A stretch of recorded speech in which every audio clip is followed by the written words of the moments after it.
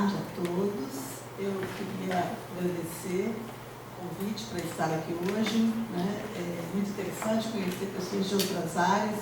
A gente sai do ambiente da gente, é sempre algo muito enriquecedor, porque a gente aprende sempre uma coisa que você não havia pensado antes. Então, quero agradecer muito, agradecer o Igor, né? Porque ele foi esse elemento que fez essa relação aqui, né, da arquitetura e as letras, né? Bom, realmente, assim, quando vi o convite, eu pensei, bom, tem muita ressonância benjaminiana, né? Também de Dilberman, Warburg, né? E, evidentemente, a questão da memória é mais ampla, envolve toda essa discussão da história, né? E o tema da mesa, fabulação, né? Memória e fabulação, é algo que a gente também trabalha. Eu estou acabando de fazer um memorial, pelo amor de Deus. Tenho pensado muito sobre memória, é sempre muito difícil, né? Eu sou uma pessoa que, se o brasileiro realmente não tem memória, eu não sei, mas eu sei que eu não tenho. Então, para mim, foi a coisa mais difícil fazer esse exercício agora, né? Eu lembro sempre do Pedro Nava, né, quando ele escreve as memórias, o nosso Proust, né, brasileiro, e ele, inclusive, assim, às vezes, quando ele produzia alguma coisa que depois as pessoas diziam para ele, não aconteceu bem assim, foi dessa outra maneira, né? Ele, na edição seguinte, ele não alterava, ele colocava em rodapé. Ele marcava a diferença, mas ele não alterava, porque para ele tinha uma verdade também, digamos assim. Lógico que num conceito expandido de verdade, né? Tinha uma incrustação, uma cristalização de algo que para ele se passava como uma verdade naquele momento, né? Então, ele dizia, bom, isso escrever memórias não é falar sobre tudo que se viveu, né? Isso é relatório, né? Então, o que ele quer dizer existe sempre um componente de fabulação mesmo, em qualquer exercício de memória, né? E eu, ouvindo aqui as falas, e inicialmente a fala do Washington, eu não sei, eu estou como a Margarete, não sei se eu entendi direito, né? Mas eu também discordei de algumas coisinhas aqui, né? Com relação a essa ideia de experiência que ele apresentou, me pareceu um pouco diferente da forma como eu entendo, como eu leio o Benjamin, né? Eu acho que todos esses autores, Warburg, Benjamin, Didi, Huberman, né? Eu acho que eles estão tentando justamente mostrar como que o passado está no presente, né? Como está vivo, como está na atualidade, né? Então, eu não entendo muito bem quando ele diz, eu acho que eu vou dirigir minha pergunta principalmente a ele, né?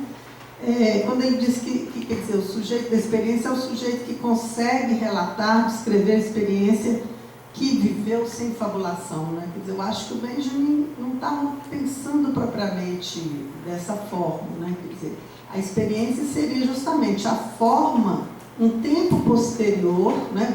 A retomada da experiência num tempo posterior para conferir sentido àquilo que foi vivido, né? A experiência seria uma vivência com um significado, digamos assim, né? Atual. Então tem sempre esse processo de atualização mesmo. Então, eu não entendi muito bem isso. Agora, eu concordo com ele com relação à questão da oralidade, né? Quando ele fala da coleta, né? Da cultura oral, né? Que muitas vezes eu também tenho uma impressão, assim, lá na universidade, tem um grupo que trabalha com literatura popular, literatura oral, e que eles ficam coletando, fica parecendo assim, que estão construindo um epitáfio quase, né, de uma experiência viva, né? E eu sempre me incomodo quando eu vou em alguns eventos que os meninos estão apresentando, eu falo assim, gente, vocês não vão usar tudo isso que vocês estão levantando, não?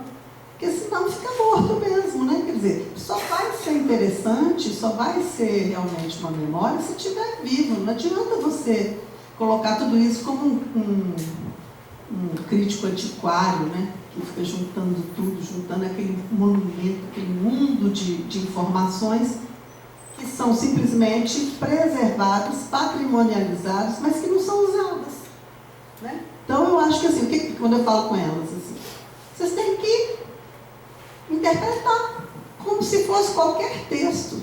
Vocês têm que interpretar, têm que usar isso aí. E não simplesmente coletar e apresentar e tal. Não sei se era isso que ele estava querendo dizer, né? Assim, mas eu entendi dessa forma. Cadê o Washington? Ah, tá, estou falando aqui, não estou te achando. Né? Então eu acho que seria um pouco por aí, né, que eu iria falar. E assim, eu acho que realmente, quando você fala da dança, né, é muito interessante, que é a questão do gesto, né, que permanece, que é alguma coisa, que é a memória mesmo do corpo, né? A memória de 1000 vivências que vão se reproduzindo, mas que nunca, quando você faz um gesto, há uma sensação, né, uma impressão de que aquilo é o mesmo, mas nunca vai ser, porque em cada contexto, né, a gente tem um repertório, mas a gente tem também, como numa performance, a gente sai, mas, né, o Mário de Andrade dizia, repetir, até esquecer, né, e aí faz diferente, né, quer dizer, eu acho que é um pouco por aí, porque tem uma forma de você reelaborar cada momento. Mas eu não sei bem como funciona, eu vou deixar por agora, assim, e depois a gente pode voltar, né, se tivermos alguma questão para a gente falar.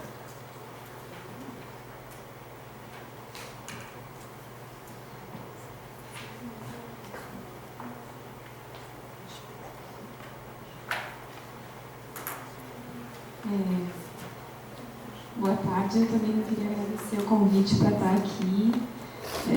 Fiquei um pouco surpresa quando eu recebi o segundo convite, que já veio nesse papel impresso, e eu vi exatamente do que se tratava.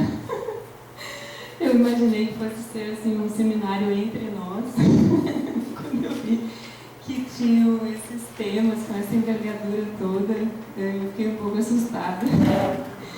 Mas, enfim, muita coisa, né, aconteceu nessa mesa agora e acho que não tem um distanciamento tão grande quanto da Fabiana, que não me pareceu tão distante, na verdade, mas que eu entendo esse distanciamento, mas também tem um distanciamento em relação a essas questões.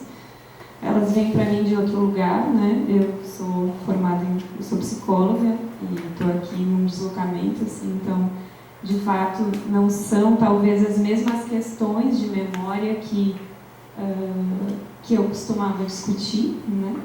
Porque eu acho que a memória também ela é relativa ao lugar onde a gente está, né? Qual é o problema de memória que se coloca em diferentes lugares, né? Mas eu estava ouvindo e estava lembrando, também antes de vir para cá, porque o Washington me colocou a estudar Lacan de novo, esses dias atrás, e para mim foi ótimo, assim, porque eu retomei várias coisas que fazia tempo que eu estava mesmo querendo tocar e não ia. Aí ele disparou esse desafio, assim, traga uma definição de sujeito em Lacan, e é uma coisa simples. E aí eu fui atrás de ver algumas coisas e comecei a ler Lacan, fiquei meio de saco cheio, fui ler Freud de novo, que é mais gostoso de ler sempre. E fui ler o Além do Princípio do Prazer, que é um texto maravilhoso, lindo, e aí eu encontro justamente nesse lugar da memória, onde a gente vai falar sobre a memória, eu encontro assim, porque esse texto eu venho lendo, sei lá, faz 20 anos que eu leio esse texto, então ele já está marcado de diferentes tempos, assim, essa frase sobre a memória, com asterisco, com flechinha, com coração, várias coisas, mas eu acho que cabe bem aqui, que é uma frase bem simples. Onde foi que eu anotei? Que a memória, a consciência, ela sempre surge ao invés de um traço de memória. Então, a consciência, ela sempre, né, de acordo com esse esquema criado, né, por Freud do entendimento da constituição psíquica, a consciência ela é contra a memória. Então, nesse sentido, né, entendo a direção, né, da história e da memória como realmente, talvez, num sentido contrário, assim, como o Washington colocava, né? Mas é uma questão para mim, principalmente, que também vem de uma outra área, mas, de fato, a memória é entendida dentro desse âmbito, assim, sempre como uma memória inventada, né? Sempre como uma lacuna. Como é que terminou a fala da Fabiana? Quando falta alguma coisa, a gente bota alguma coisa no lugar. Quando tem um buraco, a gente vai lá e coloca alguma coisa no lugar. Talvez a memória ela sempre venha nesse sentido, né? Ou quando tem aquele traço que a Margarete mostrou, né? Aquela rasgadura, dali salta alguma coisa, né? Mas nada que venha com acesso via consciência, né? Eu me lembro, a minha memória do tempo, parará, né? A memória, nesse entendimento, ela é sempre disruptiva. Ela vem contra uma lembrança, talvez, né? E depois também fiquei pensando, enquanto eu ouvia, nessa condição da narrativa, né? E aí pegando os pensamentos, clássicos, assim, de Derrida, e também, de algum jeito, Deleuze, sobre a função do simulacro. E essa função da palavra que age no sentido também de uma desrealização, né? E aí, talvez, o sentido da experiência, eu fiquei pensando no que o Washington falava, né? Bom, a experiência enquanto esse lugar que guarda algo verificável, algo de uma realidade, a experiência que é sempre narrada, né? A palavra sempre vem no lugar, de novo, né? De de algo que vai contra, de novo, uma realidade, né? Então, ela é uma oposição ao que seriam os fatos, então, né? E aí, estou aqui pensando de uma forma geral, porque tem muitas coisas que eu anotei, muitas coisas interessantíssimas.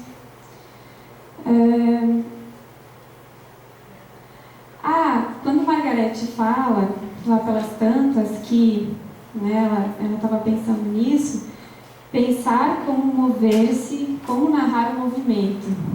Aí eu vou falar o que eu não falei hoje de manhã, mas já no início da apresentação do trabalho dela, de manhã, ela começa, senta no computador ali, na frente, ao lado do computador, ela bota no celular dela e ela diz: bom, hoje a Rua Chile está... E aí ela pega o telefone e procura uma atualização da Rua Chile. E diz: não, hoje eu não recebi essa atualização. Então, e ficou um vazio sobre a Rua Chile no dia de hoje. E aí eu fiquei pensando, isso me produziu tanta coisa assim hoje de manhã, porque é uma questão, né? Quando o pesquisador se coloca dentro do movimento, né? Quando ele não está preocupado em estabilizar um processo que é movente, né? Ele de fato performatiza isso, né? Esse movimento que normalmente ultrapassa mesmo, né, a ação da pesquisa e que é difícil de se instalar nesse lugar, né? A gente tende a querer estabilizar as nossas preocupações, né? E eu acho uma super empreitada querer pesquisar o movimento da Rua Chile, enfim, né? Algo que está aberto, né? A Rua Chile está aberta, ela disse. Essa foi a segunda frase. Rua Chile mesmo, né? É quase como aquela imagem das rasgaduras, assim, né? Quando a gente se coloca no movimento. Estou falando loucamente, assim, porque realmente é muita coisa que me suscitou, assim, mas não tem uma organização muito grande para... sobre o trabalho da família, não é uma coisa doida, né? Porque vai falando, parece que tudo vai fazendo muito sentido, ao mesmo tempo que é uma fala que vem de um outro lugar. Acho que todos nós, mesmo sem dançar, a gente tem essa experiência dessa memória do corpo, que é uma coisa mágica, inexplicável, né? Quando eu me botei a aprender a jogar malabares, foi de um dia para o outro. Eu consegui, depois de meses que eu tentava e nada dava certo, de um dia para o outro, de repente o corpo aprendeu e não tem consciência, né? A gente nem consegue reproduzir. Ah, não, é porque eu peguei desse jeito o objeto, daí botei para cima, não sei de que jeito. A gente vai tentar transmitir, ensinar. É muito difícil ensinar. Acho incrível o professor de dança, quem tenta ensinar o movimento. É uma coisa impressionante. Mas é essa memória que vem de outro lugar, assim, né? Que está impressa,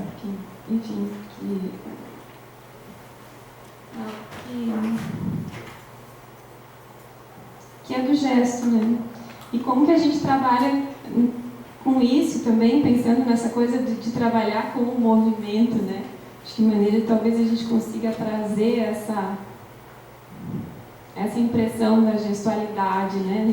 Nesse texto, nesse simulacro que a gente cria para narrar essas experiências e esses outros da história, enfim. Né? Mas acho que é isso. Eu tinha falado que eu ia vir aqui para contar uma fábula, mas fiquei com vergonha. Não vou contar. A história é muito longa. Eu perdi quase metade da reunião do arquivo contando essa fábula. Mas outro dia eu conto.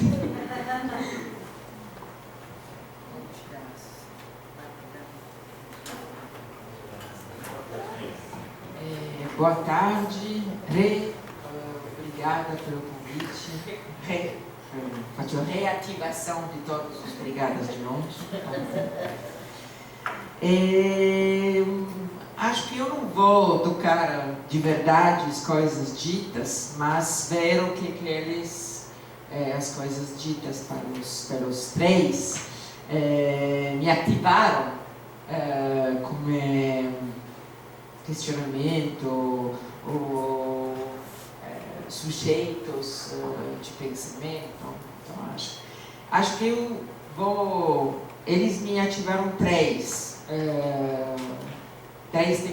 temporalidades. As primeiras é uma daqui, que não existe na Europa. E que cada vez que eu fico aqui, tenho memória dessa temporalidade, tenho uma experiência dessa temporalidade, mas para mim sempre é um deslocamento, que é a temporalidade da saudade. Nós não temos este tempo. A segunda é a temporalidade da internet e a terceira é a temporalidade do morar. E as três coisas são ligadas para mim, escutando, costurando mais ou menos em poucos minutos, em poucos neurônios, o que foi dito hoje. Então, a questão da temporalidade da saudade é, para mim, uma coisa incrível. A primeira vez eu me lembro a experiência que eu teve de vertigem temporal, que eu teve quando um brasileiro, ficando assim, todos os duas presentes corporalmente, me disse: eu já tenho saudade deste momento. Como você já tem saudade deste momento? É normalíssimo para vocês dizer isso. Para nós não é. Porque no processo de botar um momento na história, o momento tem que ser parado. E depois fica no passado. Então, você patrimonializa o que já foi. Você, no tempo da saudade, patrimonializa o que você está vivendo neste momento. Então, uma memória, seja fabulação ou não fabulação, mas que é aí, é que você já se projeta no futuro, dizendo que aquela que você está vivendo agora é memória. Este momento, que pode ser que não há nenhum sentido, estamos tomando uma caipirinha juntos, chega a ser, projetando-se hoje, na manhã, um momento da memória dessas pessoas. Então, é um jogo de temporalidade super vertiginosas, porque não tem para quem não tem este pensamento não linear, porque não linear, entre o que vai ficar na memória, o que não vai ficar na memória, entre o que é a institucionalização ou não, de que é um momento que pode ser esquecido, não esquecido, ficar na vida, na fala, na fabulação das pessoas. Então, este é o primeiro, uma coisa que eu quero dizer aqui. Eu acho que nós somos 2 europeus, 3, pode ser. Sobre aqui, como uma experiências que nós temos cada vez que nós somos em contato, não só aqui, mas como brasileiro, na Europa, de trabalho da questão da memória e desta percepção dos tempos que se cruzam entre eles sem nenhum problema, dançando de verdade.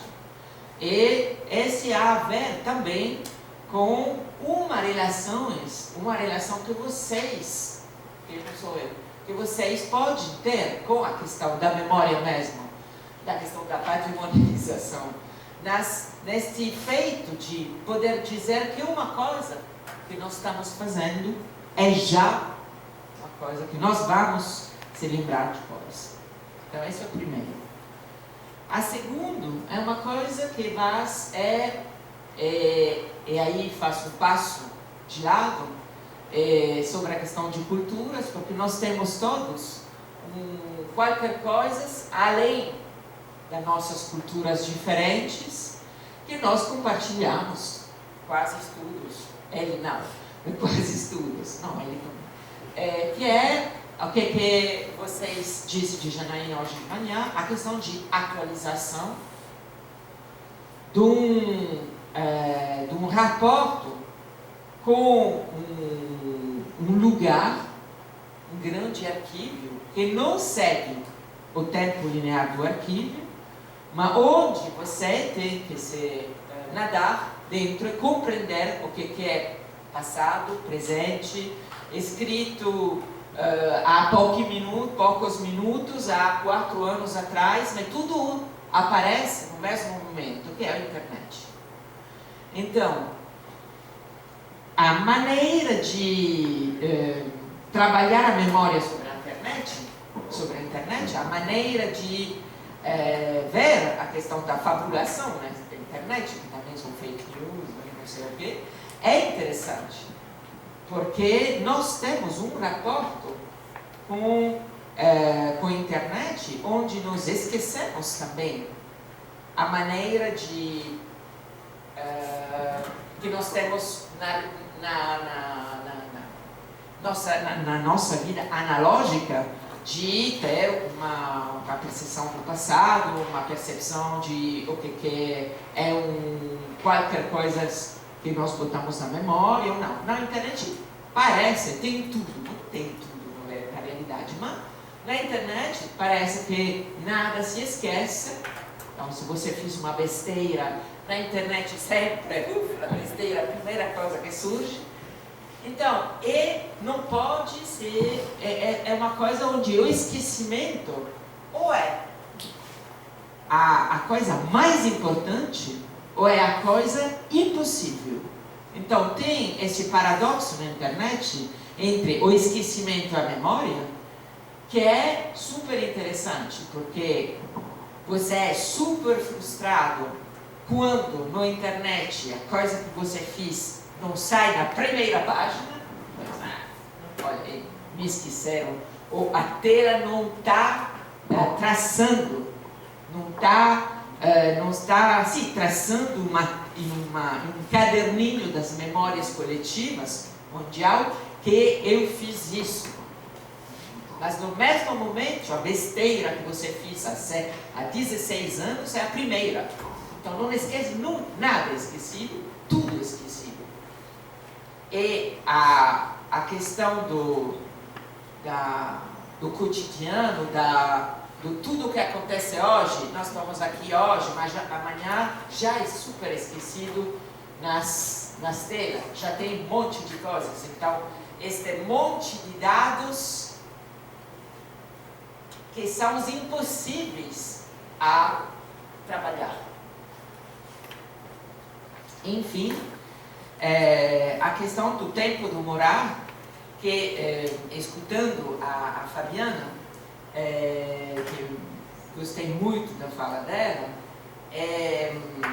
a questão eu pensei, esperando de conseguir ter a sua limpideza da explicação, é verdade, ver como a questão de gestos repetidos, eu gostei muito da questão de não é repetido, é reativação, né? Essa coisa de reativação, pensei que a cidade por ser cidade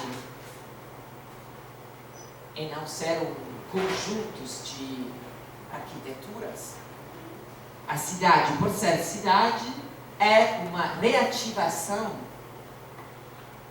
cotidiana de gestos, de ações que nós reativamos cada dia por fazer viver um lugar, nós, esse lugar. Né? Então, se eu teria que fazer uma metáfora, pegando as coisas que a Fabiana dizia, essa coisa de ver como morar é uma reativação constante de gestos que nós aprendemos. E quais são esses gestos? São, por exemplo, como nós somos nos espaços públicos, por exemplo.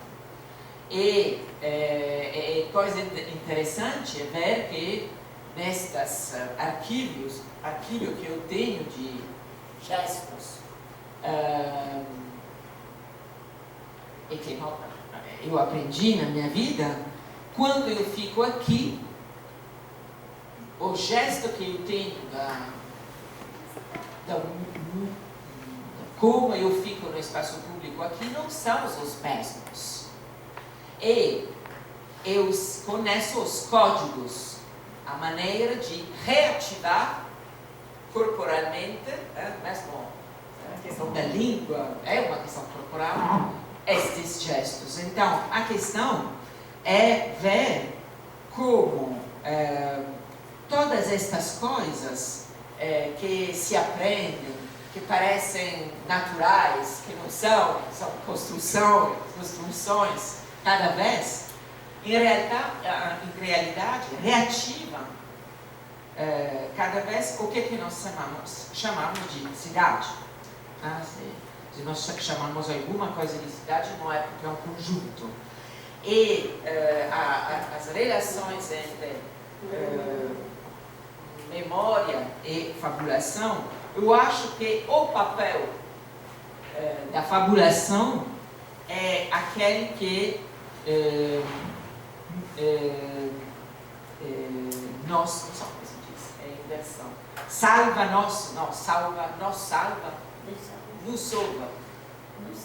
Nos salva na vida. Nós fazendo viver. A fabulação permite de viver, permite de contar a própria história, na realidade, a própria versão da história. Eu acho isso muito lindo, ter versões diferentes da história, do momento que nós podemos compartilhar hoje,